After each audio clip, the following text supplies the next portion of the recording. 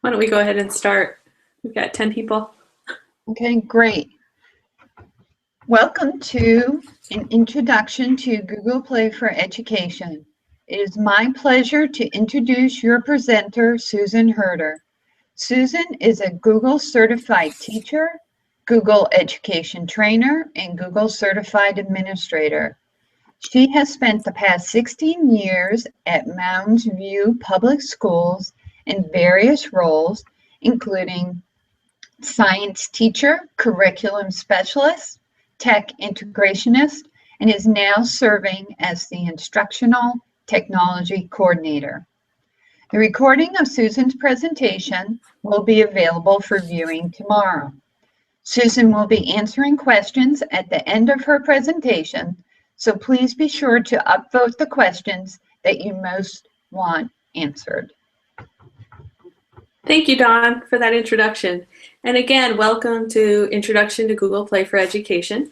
I saw some people were in the materials earlier today, and so this Google presentation is available in the resources link, and there are lots of links within it for you to use to get you ready to either deploy tablets or Chromebooks and to get your teachers ready to use the Google Play for Education store. I just want to start out by giving you a little background on how we came to Google Play for Education. Mounds View Public Schools is a suburban school district just north of Minneapolis and St. Paul in Minnesota. And several years ago, we introduced an equity promise, and that states that all students will be prepared for post-secondary success regardless of race, class, or disability. We had instituted an early college program for our older students, but we really needed to do something for our youngest students.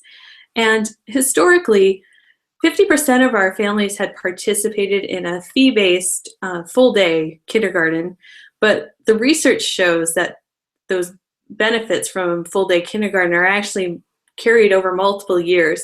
And so we knew we had to offer free full-day kindergarten to all of our students in our district.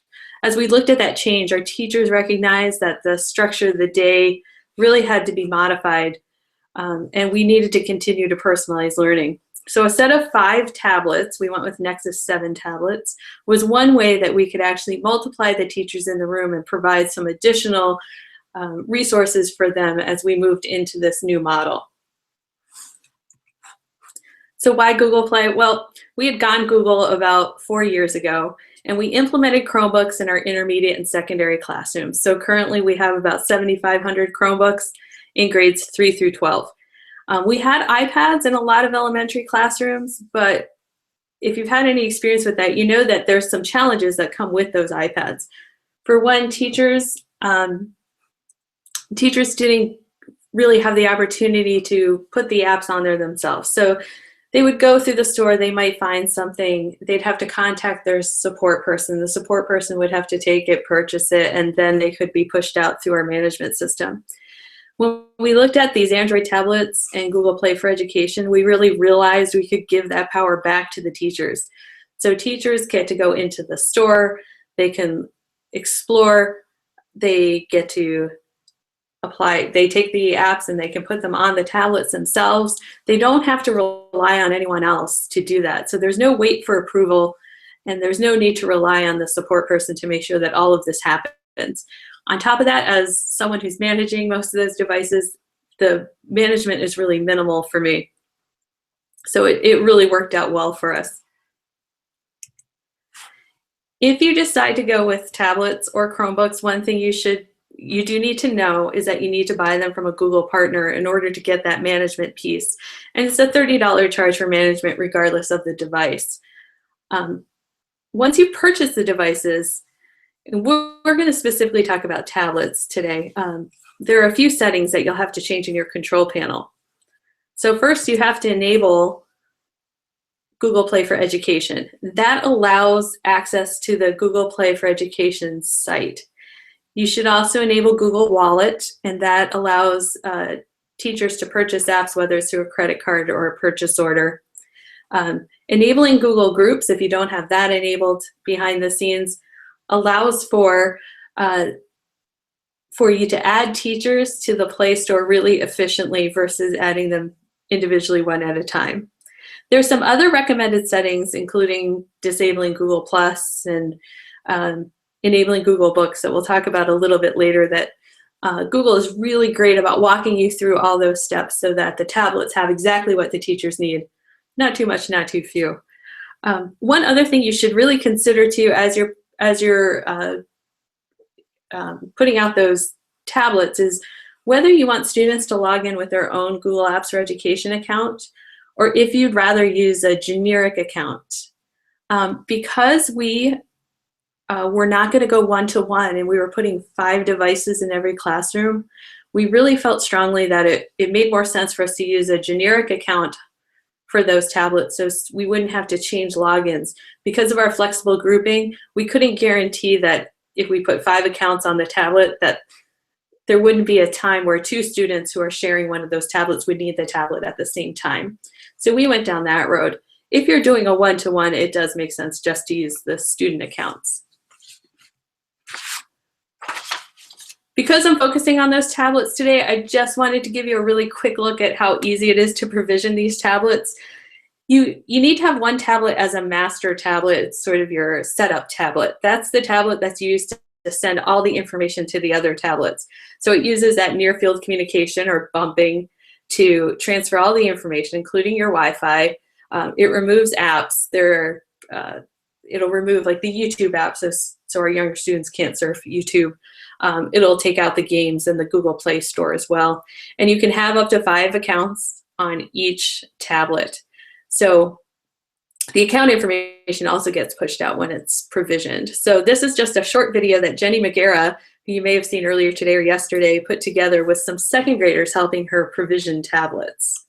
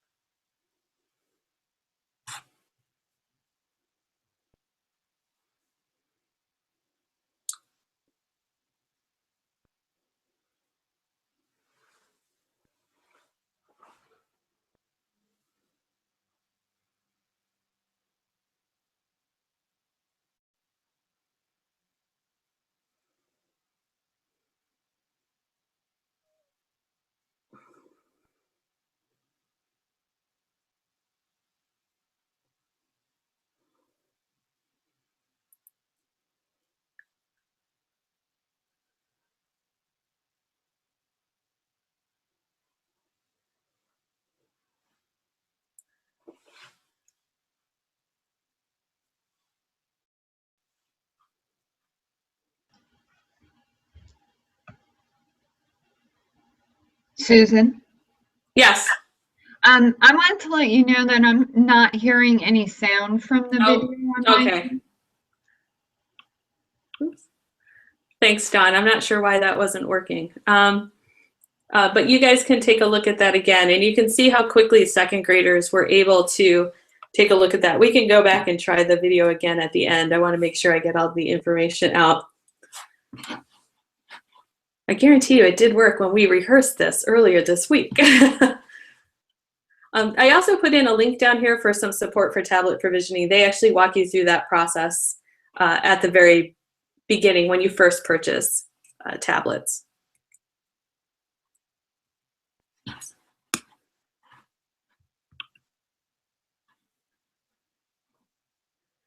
Oops, let me back up here. Sorry about that. Let's move on. Okay. This is the homepage for the Google Play for Education store. Showing you the administrative view. I'm a super administrator as part of our domain, so my view looks slightly different than a teacher's view would be. But you'll get the idea of what the store looks like, and we'll go in and actually do a demo a little bit later. So teachers should be logged into their Google Apps for Education accounts in order to access the store. And you might notice at the side here that there are Android apps and Chrome apps. That can be a source of confusion while teachers are looking. Actually, our teachers with the Chromebooks get more confused with this because they'll look for an app and they won't check for, they won't see that it's actually an Android app. So sometimes that's one of the issues that they get when they're searching. And books and videos work on any device, which is really nice. The smaller menu below is management. So you'll see that there's managed content, which shows the apps that you, from your account, have pushed out to different students. Currently, there's not a way to see all the content that teachers have added in that view. But if an administrator clicks on students, they can enter in one of the accounts, and what they'll see are all the apps that have been sent to that account. So in this case, as I mentioned before, we used that generic login for our devices. So this is our Kindergarten 1 account, and you can see some of the apps that have been sent out by our teachers. Additionally, you have purchase orders. This is where you can create a purchase order within that. There are a few steps that you do when you're initially setting up the store that I can't show you because we've set up. But once you have that set up, it takes about 2 days to get a response from Google saying you're approved for purchase orders. This is where you can enter in the purchase order information. You can also add purchasing administrators. So people who would be responsible for setting this up, they would also be able to delegate that purchase order to a teacher. Oops, let's back up for a second. Additionally, you have teacher access. This is where you're going to put in the teacher's names. I'm going to show you that next. And then lastly is the Help Center. And you can click on that. It takes you right into the Google Play for Education Help Center, and you can get your questions answered. Okay, so again, teacher access. They won't be able to access it right away until you add them to the store. So once Google Play for Education is enabled in the control panel, you actually have to go to the site in order to give them access to it. This is where the group email address comes into play. When we initially got started, the teachers we were giving access to were not in a group, so I had to individually enter 40 teachers into the store, and it did take a long time. If you have a group, you put your group address in there, and then everybody has access to it. It goes much faster, and it's much easier to do that. Just much, much better. So currently what we're going to do is actually, we're going to open up the store to more teachers as we put more Chromebooks out, since there are Chrome apps also, and we'll just be adding teachers by building. This is also where you can add purchasing administrators. And again, anyone, by the way, who is a super administrator for your Google domain is automatically a purchasing administrator. So additional people you might be interested in adding are either we added our bookkeepers and teacher leaders in there, just to make it easier to manage those POs and to purchase those apps. Once you do that, they can click on create a purchase order, and it makes the purchase order almost right away. They can put in the numbers, any description. It's really important that they put in the description, because any purchasing administrator can see all of the POs for your district. There's no way to basically say a purchasing administrator can see only the POs from their site or their building. So it did take a little bit of training with the bookkeepers to say, make sure that you're only using the ones you've created for this reason. Okay, so the different access levels, I just wanted to show you this real quick. The super admins get rights to everything, and you'll see that purchasing administrators have right to do everything but grant access to users. So someone who's a super admin is the only person who can add to the Google Play for Education store. Teachers, when you first sign them up, get what's called basic access. So they get to access the store, search. They can send free content, and they can buy content with a gift card or a credit card. If a purchasing administrator says, oh, we need you to be able to buy this using the PO, then they get specific purchasing authority for that PO, and then they can use the purchase order to buy content. So currently there's 4 levels. I'm not sure if they're going to be increasing that or not, but this seems to work really well for teachers and for us to be able to see that, or to be able to look for materials that way. Once teachers are in the store, they get a lot of search options for looking for their apps. So the first one, they can look by content area. They can look by once they select a subject area, they can look by Common Core standard. It's really broken down nicely. Additionally, they can look by type of tool. So if they're looking for a reference tool versus review versus something that they need for differentiation, they can sort by any of those areas. They can also search by grade level, and they can search by whether or not the app is free or paid. So if they're looking for a free one just to get started, they can do that. If they already have tried the free one and then they know that it's one that they need to purchase, they can also restrict by that one as well. Once they find an app, there's a lot of information that's provided. So this is Tinker for Schools. I just picked this one randomly. But you'll notice the yellow flag underneath where it says Android app. So clearly it's an Android app. It's only going to work on tablets. The EDU, the very first flag, tells you that it's been reviewed by other teachers. It's a great tool. So teachers have gone through, tested this, and rated it. So if you hover over that, and we'll do that in the demo, you can see what kind of rating it is. Is it out of 5 stars? Is it 4 out of 5? Is it 3 out of 5? Is it 1 out of 5? Then I might want to think about purchasing that. Additionally, I can tell that it's ad-free because it has that listed there. So there are no advertisements within this app, which is, these flags are very different than what you would see in the consumer store. The consumer store, ads pop up all the time if you pick a game. So right away, the teacher knows there aren't going to be any ads popping up for other games or other, other apps for them. Additionally, they also know that there are no in-app purchases. So we've all heard those horrible stories about kids who go into an app and the parents don't realize that they can buy things within the app, and they go in and then they purchase hundreds of dollars worth of things. In this case, we know that that is not possible with this app. Once you purchase it, it's done. That's all you need for this app to run. And then lastly, and what's important to me as someone who kind of helps with getting these apps on different tablets, is this is reassignable. So with this app, you could buy a classroom set of these apps. So if we bought 5 of them for one classroom, and that teacher used them for a month, and then they were finished from that, with that, we could actually pull those licenses back and reassign them to another set of tablets. It's really great for schools because then you're not buying, we have 180 tablets, so I'm not buying 180 copies. I might be buying 30 or 5 even, depending on how often we're using that. So it's been really nice to be able to do that with a purchased app. The blue button here is the purchasing button. It tells you the cost, so it's $5 each. One of the confusing things for teachers was they were occasionally going to the wrong store. And if they would go to the regular consumer store and try to buy an app, they would say, well, I'm trying to buy this app and I can't send it. The first question I always ask them is, what color is the button? In the consumer store, that button is green. And in the Google Play for Education store, the button is blue. So that's usually the first way I can tell where they are if they're in the wrong one.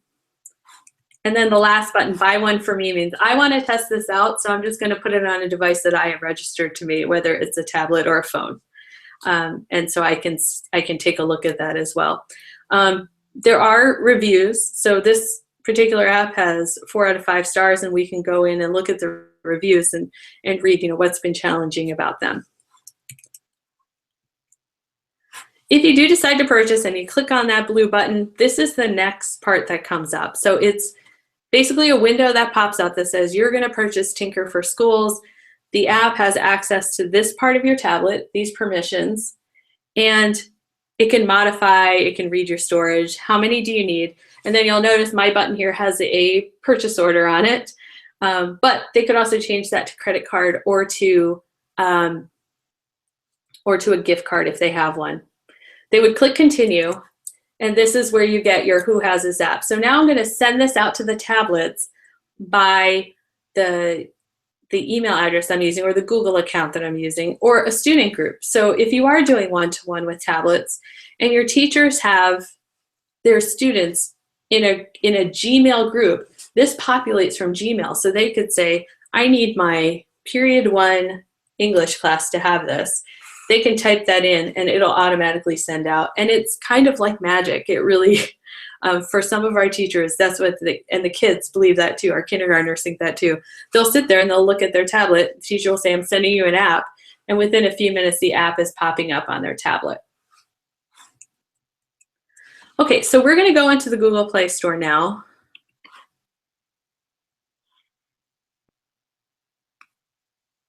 As soon as it loads. It's been a little slow lately. Dawn, let me know if you can't see this very well. So first you'll see on the side here are Android apps. I can choose those. Actually, I cannot see your screen. Okay, let me go back and share again.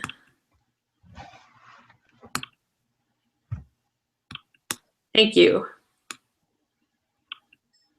How's that? Looks great. Okay, thank you.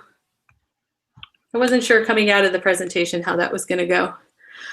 So all I did was I clicked on Android apps. They feature different types of apps each month.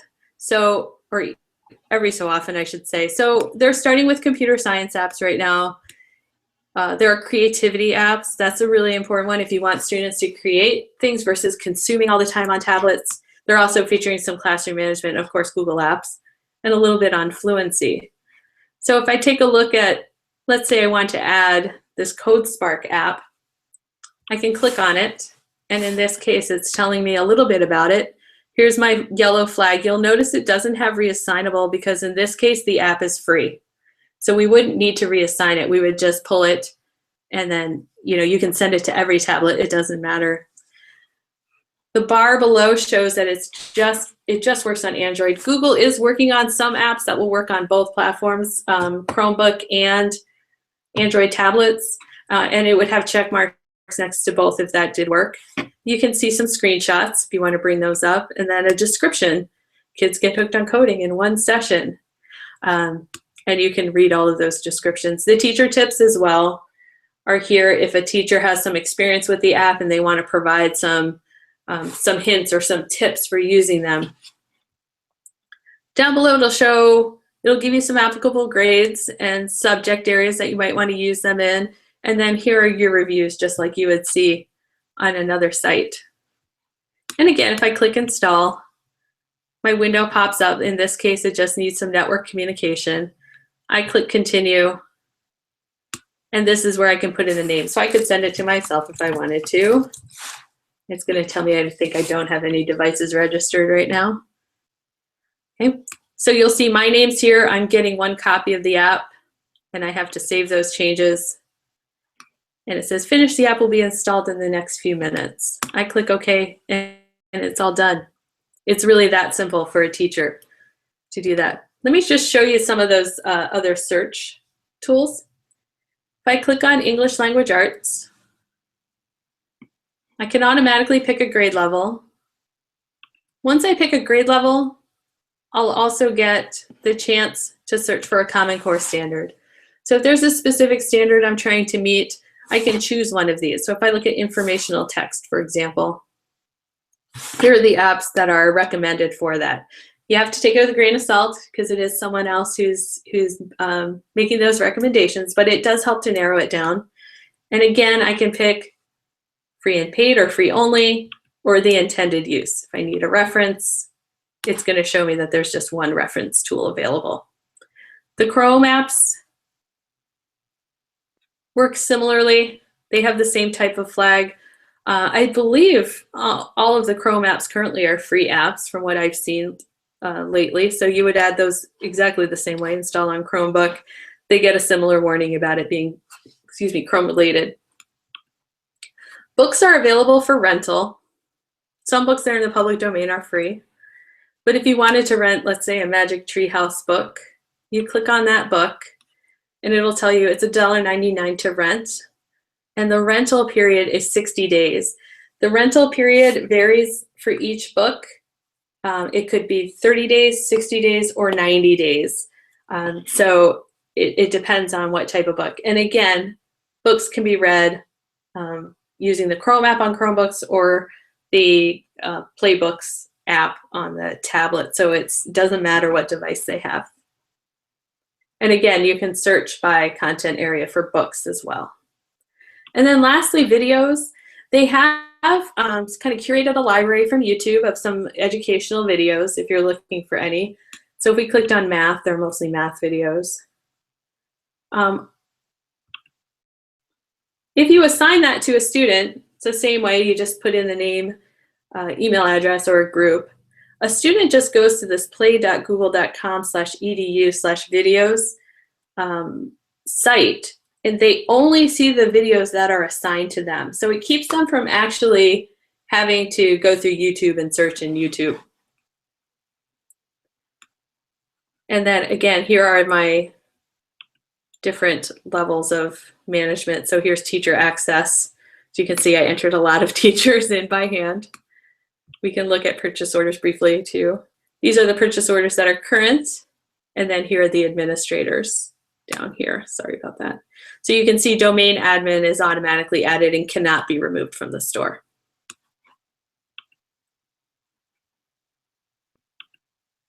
Okay, and then the last few slides are just some, let me get that out of the way, are just some additional resources you might want to use. There's a training guide. Oops. There's a help guide. Goodness, my computer's going crazy here. And then there's also a slideshow from Google Play for Education that just has some suggested apps. And any of those are really helpful in getting you started and to get your questions answered. And then lastly, there are 2 forums you can use, the Google Apps for Education Help Forum, and within that, more specifically, the Google Play for Education Help Forum. And this is a place where you can post your questions, and part of the Google team or the Google volunteers will help answer those questions for you. And people are really good for at really trying to get to what the issues are, and also making sure that if it's something that can't be solved in here, that a ticket's created with Google so that Google can help solve that problem. And that, I think, is it. Yes, thank you for coming today. I have just a couple minutes if we want to answer some questions. Let me get out of screen sharing here. Okay, Susan? Yes. The top rated question right now is from Christian. She's saying, I am a researcher. Is there a way to get Google Play for EDU outside of the school route? There is not, as far as I know, unless you're associated with an educational facility. So I don't believe there is, but I will definitely check with some of the Google folks on that and make sure that that is a true answer. And we will be posting answers for all these questions in the feed over the next couple of days. The next question is from Kim. She's asked, why can I not see the sessions from earlier today? Have they already been archived? They are working on archiving them now. So by tomorrow, all of the videos and all of the questions will be posted once again, and you'll be able to see all of those. Okay. Next question from David. He wants to know how to become a Google certified teacher. There is an application process for that, and I don't believe they've opened it up yet for this year, but basically you apply and you go to a 2-day really intensive workshop. They have them all over the world, and that's how you become Google certified. And I think someone in the feed might have posted a link to the Get Trained. So the link I had around the Google Play for Education store training also has information on Google certified teacher for you. This question is from Amy. Who is the purchasing administrator or administration person? So that will depend on your site. So for us, we have bookkeepers who handle all of our purchase orders. So we have given those rights to the bookkeeper at the buildings where they're doing the purchasing, and then they delegate the purchase order to the teacher. It may look different. I know in an earlier session I was in, the IT director was actually acting as the purchasing administrator. But you can actually delegate anyone in your organization to handle purchase orders. And the final question from Kyle, how do you uninstall an app? Oh, let me go back to screen sharing and let's see if I can get back in. Okay. Oops. Hang on just a second here. And there is, when you go to, for example, managing content. So you can see here, my free code hour failed because I don't have a device registered to me right now. But you'll notice there's a button that says uninstall. And if I click that, it's going to, I select my account, it will uninstall from my account. And that's as much as you have to do to uninstall an app, is to just go back to the store and select uninstall. Okay, that is the end of all the questions that we had in your feed. Great. Well, thanks again, everyone, for coming, and I will answer all the questions. I've added some resources to the resource page, so you can click on those links as well. And I really appreciate everyone who came. Thank you so much. And thanks, Dawn, for moderating for me. Very welcome.